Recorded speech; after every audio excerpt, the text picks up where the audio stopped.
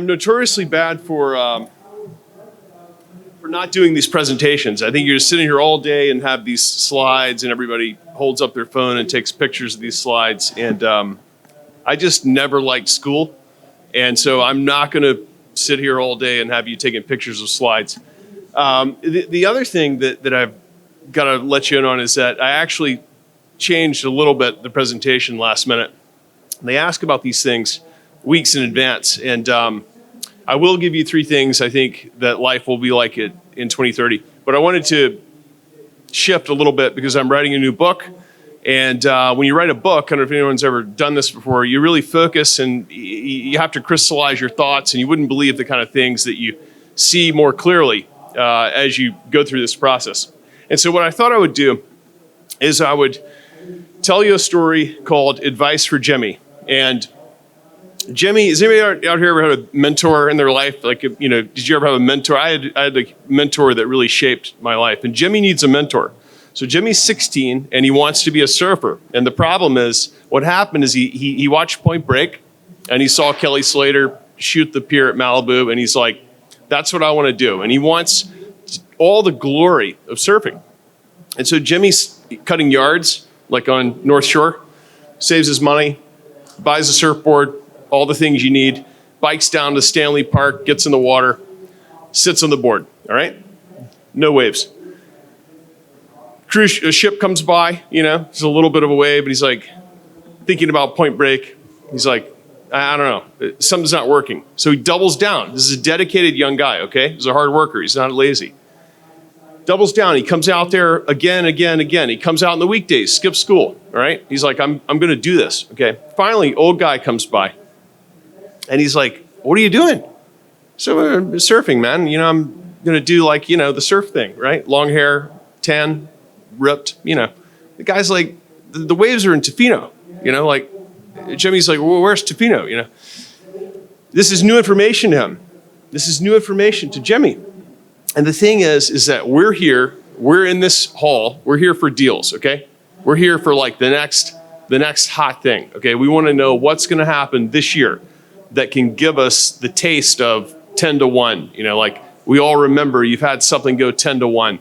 What happens is all you can think about is, I got to do that again, okay? I mean, first you think, how am I going to spend all this money? The second thing is you're like, I got to have more of this, all right? And it sets you on a quest. You know, you want to taste that again. You know, Jimmy wants to taste the wave, right? It's like, this is how we all think. But he's in the wrong place. And so we got to think about right now, we want action, okay? But what's really going on here, okay? What's really going on? Now, I'm sure some of you are probably like, oh yeah, I bought Hercules silver at 15 and sold it at, you know, $1.50. And sure, I'm sure all of you did. Everybody I talk to seems to have done that, by the way. This is remarkably interesting how everybody seems to have perfectly traded everything. But overall, it's not a really good time to speculate. It's not a good time. And all you have to do is you have to look at the returns over the last year, and they're not that great, okay? And what does the company management tell you? Oh yeah, we got a lot of big things happening. It's right around the corner. It's gonna be amazing. Just with a little bit more of your money, then we're gonna be out there, we're drilling all over the place. And so what I'd like to do today is I would like to slow all that down for a minute and talk to you about something that I do as I'm writing this new book.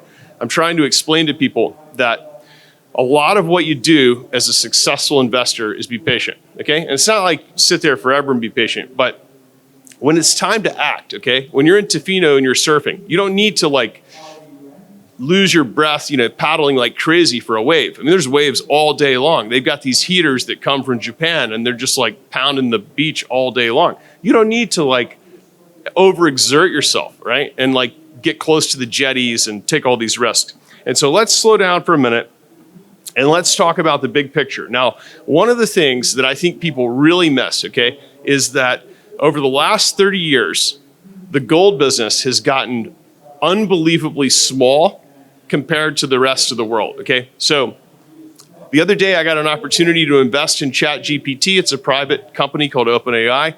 They're raising money at $85 billion valuation, $85 billion. Now, my answer to them was, I think this company will probably go public at like $500 billion, okay? So like 6 times what they're offering me, but $85 billion. For $85 billion, you could buy all of Newmont, all of VRIC, and all of First Quantum, which, First Quantum has not really been doing so great, but you could have all three of those companies. So you could control a huge chunk of the world's copper and gold production for the same price as ChatGPT. Just think about that for a minute. It's only a computer that's answering all the questions of life for all of us, right? So for the last 30 years, how's this happened? Okay, because 30 years ago, you had, Friedland diamond fields. I mean, people made serious money, okay?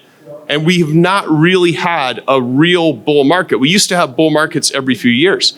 We haven't really had a serious bull market in about 12 years now. We had a little bit of a bull market in 2016, which we'll talk about in a minute.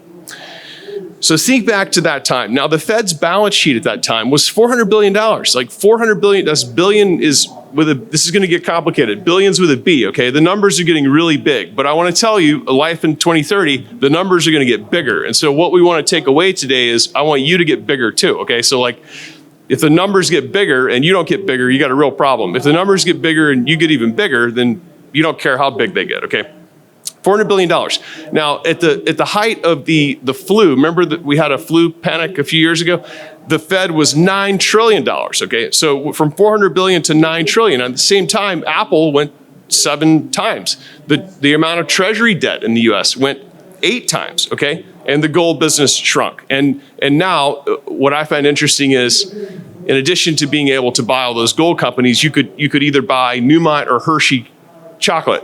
It's the same price. Because I always used to joke that if you show a millennial a gold bar or a candy bar, they'll take the candy bar. I mean, it's really true. But you can get Hershey for the same price as Newmont. Okay, so what happened?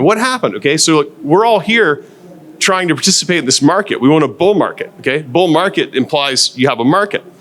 But the free market ended. It slowly ended, and nobody gave us any notice. What the central planners decided was bull markets are no good because people like us benefit, right? Like, we're capitalists, okay? Which means we have capital. We go in there and we buy something, we want it to go higher, we sell it, we make money, we take that money, we buy like a Porsche or something. I mean, we do all this capitalist type stuff, right? And they're like, but capitalism is really tough because what happens is sometimes you have a bear market. And then when you have a bear market, people get upset, they start hurling rocks, and then we'll get thrown out of office. We can't have that. We need to have a centrally planned market. So how do we do that? Well, what we got to do is we got to take this market, we got to hook it up like to a pipe, and control the flow of this thing, like put a spigot on it so we can, turn it up a little bit, turn it down. That's been going on for a while and it's worked quite well. Okay, so all the people in there giving you talks today about the US dollar is going to go to zero, and I mean, maybe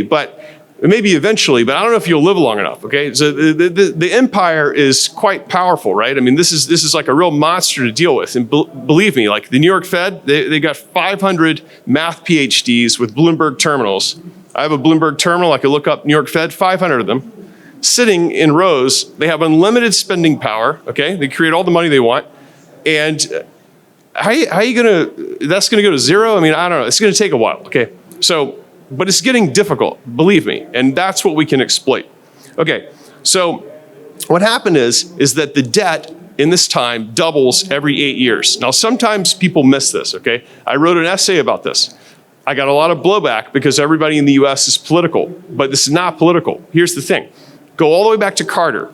Every 8-year presidential cycle, just take any presidents, bolt them together for 8 years, the debt doubles, okay? So Reagan was the first guy to see $1 trillion, right? Then you get into, Bush Clinton, because we had a little like half of first Bush. Bush Clinton, you're at $4 trillion, okay? Then you get into, Bush 43, you get into Obama. Okay, I wrote this essay in 2016, the debt was 18 trillion. Today, I'm sure a lot of you know this, it's 34 trillion. You can watch it climb on the internet. It's an amazing thing to do. It's gonna be at 36 trillion this year, and everybody says, well, how's that gonna happen? Believe me, they will find a way to spend money. One of my cousins is running for Congress. He's probably the smartest guy in the family, okay? He's a lot smarter than being a gold investor. These guys know how to spend money, okay? And apparently nobody's ever gonna stop them, okay? So we know that the debt is going up. But the problem is, during the flu panic, everything got out of control, right? Guys that were parking valet cars, they're now stock speculators. Do you remember this? People that are cutting your yard, they're like, we're gonna quit doing this and be an option trader, okay? And this got out of control. And so it had to get reined in, all right? It had to get reined in. And what's shocking to me is that the Richmond Fed, okay, wrote this article about how they had to rein things in to reload for the next crisis. The article has a subtitle. I'm sure none of you spend any time on the Richmond Fed website, so leave it to me, I'll do it for you. They have a title of this article called Reloading for Crisis. Now what they realized is that things got out of control because we can't have LA guys being professional stock traders. We can't have your gardener becoming an option trader. We actually need him to be a gardener and pay, payroll tax and all these things. It's very crazy. You remember how crazy things got. So how do we rein this thing in? We also can't crash the system, because if we crash the system, we got nothing left. So what they decided to do, you remember reading Zero Hedge? They had all these things about the reverse repo. You remember reading this? Oh, the repo, it's going to be like trillions of dollars. The repo, everyone was panicking about this repo, okay? I'm going to explain the repo to you. It's very easy, so don't be worried. If you haven't had a lot of coffee, you'll still be able to get it. Everybody thinks of repo like you can't pay for the Mercedes, right? Or your neighbor or something got over his head, and they come in the middle of the night, scoop up the car, take it away, repossession. It doesn't work that way. The repo in the Fed's controlled system is a scheme where I have an asset and I sell it to you and I agree to buy it back the next day, okay? And then you can do reverse repo where you do the next thing. And people say, well, why would you do that? Well, what it is a complex scheme that allows the Fed to control big, giant pools of money using its interest rate, right? So it's like you have $1 million bond, sell it and buy it back for $1 million and $1,000 the next day. This tiny amount of money. And that amount of money equates to the rate that they set, okay? And if you notice, the Fed's effective rate is no longer effective because the overnight rate's 5.5 and the Treasury is like, 3.75. It's been under 4. So the Fed has lost a bit of control of this. It's got to get control back, because remember, the empire will die if they don't have control, and they're going to get that control back, believe me, okay? And I'll show you how it's happening. So this repo got to $2.2 trillion. It was zero. Before the flu panic, it was zero, okay? $2.2 trillion. This is where all the money went. You remember? They printed $2.2 trillion. It all ended up in this repo. So you would read these things like these gossip rags in finance. Like if you're reading websites, this is usually like just kind of like gossip. $2.2 trillion repo, something bad's going to happen. Nothing bad's going to happen. Then they start raising rates and the repo starts to shrink. Now the repo is $600 billion, so it's gone down from 2.2 to 600 billion. Meantime, every single month since June of 2022, the Fed's pulled $90 billion a month off its balance sheet. It lets it roll over. So you have a mortgage in the US, you pay your mortgage like a good citizen. That money goes in, the Fed owns that mortgage. As you pay it off, they used to reinvest it in a new mortgage, right? Mortgage rates are way up. They're not doing that, okay? So you mail the check in, it retires that money. It reloads for the next crisis. The Richmond Fed told us this. It reloads for the next crisis, okay? Which is coming. And here's the thing. You can feel it in Vancouver. You can feel it on Granville Street. My broker, we go out to lunch. The guy wants to split the check. I mean, it's really not a great time, okay? Because all this money coming out, our sector is very sensitive to this money coming out, right? And it's not quite done. It's not quite done. 90 billion a month coming out. The repo will be done by June, okay? When this is done, you're gonna start feeling a lot of pressure in the US, all right? It's already happening. Blackstone has defaulted on a property on Broadway. The loan's selling for 50 cents on the dollar. Okay, everybody's positioning, everybody knows that there is a big problem coming because they try to control the spigot, they've turned it down. Now, people are remarkably positive, right? In the US, like, I'm telling you go out to a restaurant, they're like, get in line. I mean, it's unbelievable. Like, who are these? What do these people do? But things are not great. Everything you own is like struggling to keep going up in value. Now, I'm sure, okay, like in my newsletter, Tucker Report, ebtucker.com, we did a lot with like chips and all this stuff this year. Okay, bigger picture stuff, we did great. But the thing is like on average, things are not going up, okay? Everybody knows there's a problem. All right, and as this repo rate goes down to zero, which is happening, 90 billion a month, by June you'll be done. The pressure is on, the Fed is reloaded for crisis. Now, back to that 9 trillion, it's now 7.5, okay? 7.5, everybody's worried about this pile of debt, it's down to 7.5. It's never going down to zero, okay, obviously, right? It was 400 billion in the 90s. It goes up, it comes back, it goes up, it comes back. And I want you to see that what we do, what we're here to do, okay? We're here to ride that wave. We're here to surf. We're here because we know what it feels like to surf, and we want to do it again. There's nothing like it, okay? And we know that. And if you haven't done it yet, it's going to be great, believe me. So it's not the time. It's not the time. The time is now to figure out what you want, but I'm telling you, when this thing turns on, it goes nuts. 2016, I remember being in Brazil, late January. My friend said the gold business is finished. I said, I don't know what to tell you. I mean, I can't defend it. It's just been too painful. About a week later, things kicked into gear, and they kicked hard. And the gold business ran before August of that year. If any of you were up here for conferences, there were stocks that went up 1,000%, okay? When this thing moves, it moves like crazy. When it doesn't move, you will burn the furniture trying to stay warm, okay? I'm telling you, nobody knows about suffering like a gold bug, okay? But the problem is that you're surfing in the wrong place. That's the problem. Or you're surfing when it's not a time to surf. And what's happening right now is we're completely shifting. We need to shift our mindset. We need to shift our mindset in this business. 30 years ago, when the Fed was 400 billion, before it exploded, private placement documents were 2 pages long. They were written on a typewriter. They would hand them out to you here. You'd sign it. You'd write a check, and then you get the stock mailed to you. Boom, you're done. Nowadays, 60 pages. All these lawyers, Patriot Act. Got to make sure you're not a jihadist so you can invest. That's like a really big thing, all right? And so that's before you try to trade cross-border and all these things happen, okay? It's not good. You need a bull market.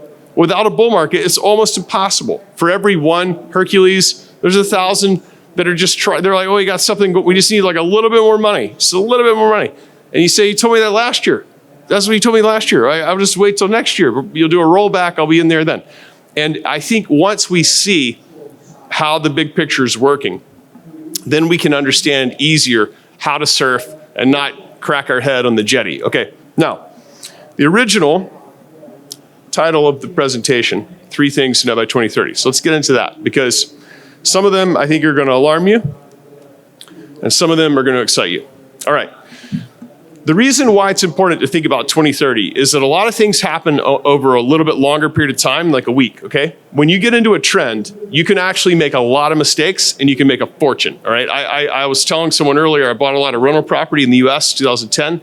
I made a lot of mistakes. I made a lot of money, okay?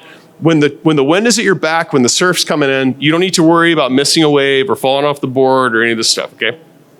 And so I want you to think about something.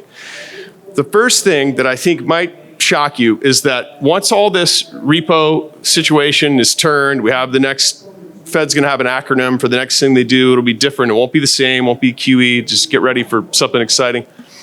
Eventually, they'll have to force you to buy treasuries in your retirement account, all right? All the Americans have all this money in their retirement account. You'll be forced to buy treasuries. Not tons of treasuries. You'll get a return. The return won't match inflation, but you'll be forced to buy treasuries. This is going to be necessary. The second thing is you're going to pay for everything with FedCoin, all right? Everything is going to be tied to FedCoin. Your wealth is going to be tied to FedCoin. Your taxing is going to be tied to FedCoin. Everything you do is going to be tied to FedCoin. Now, you say to me, I'm not going to go for that. Yeah, right. You're going to go for it, okay? Or else you won't exist in the system, and that will be a huge problem. Like at the airport, now they have a facial recognition. They say, yeah, you can opt out. You go stand in that line over there for 3 days, and then you're not going to be able to opt out, okay? Life without FedCoin will be, you'll have to live in the Amish country, okay? So you're not going to do that. And how are you going to take FedCoin? You're going to take FedCoin after the great cyber panic of 2029. That's what's going to cause you to take FedCoin. Most of you stare at your phone more than you'd like to admit, okay? You're going to look at that phone one day, it's going to be black. It's not going to work, okay? And to get that phone to work again, you're going to have to opt in to digital control. That's what's going to happen. And everybody's going to do it. You saw what happened during the flu crisis. You saw what happened. You remember what your neighbors said to you and all this stuff? People will do anything they're told. Believe me, they'll do anything. They don't have any rational thought capability. They'll do whatever they're told to do to be safe from made-up threats, and that's the made-up threat. Now, the next thing, okay, $5,000 gold. People say, oh, that's not very exciting. Okay, the value of gold right now, 14 trillion, something like that, okay, all the physical gold. Take it up to 30, 32 trillion at $5,000, all right? That's about 10% of the value of world assets right now, $5,000 gold. And finally, because the meter's running down, and I don't want any tomatoes coming up here, See? Bitcoin, $250,000. And I'll tell you how that's going to happen. That's $5 trillion. Okay, you look at the value of Bitcoin today, and people miss the fact that it's only about $1 trillion. Okay, people want Bitcoin. Survey young people. Ask 10 young people: you want gold, you want cash, or you want Bitcoin? Every single one says Bitcoin. It's extremely powerful. Don't overthink it. I think a portfolio with no Bitcoin is like a portfolio with no gold. It's a huge problem. All right, and so get ready for that.